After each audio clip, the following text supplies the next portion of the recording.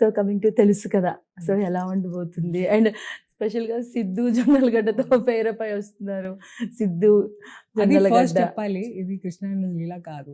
Okay. చాలా మంది రాశారు, కామెంట్స్ లో పెట్టారు దట్ అది is it Krishna and Leela part 2 అని. కానీ Okay. కాదు, ఇది అస్సలు కాదు. ఇది జస్ట్ వేరే లవ్ స్టోరీ ఇది.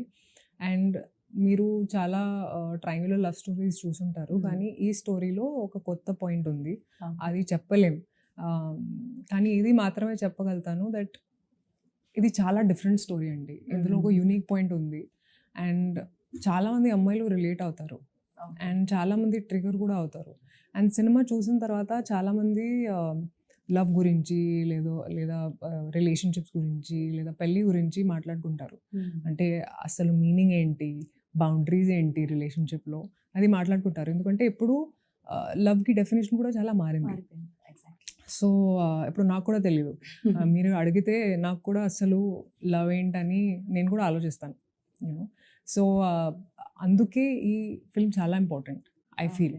సో డెఫినెట్లీ నేను హోప్ చేస్తాను that people will go to the theatres and watch the film. ఖచ్చితంగా వెళ్తారు.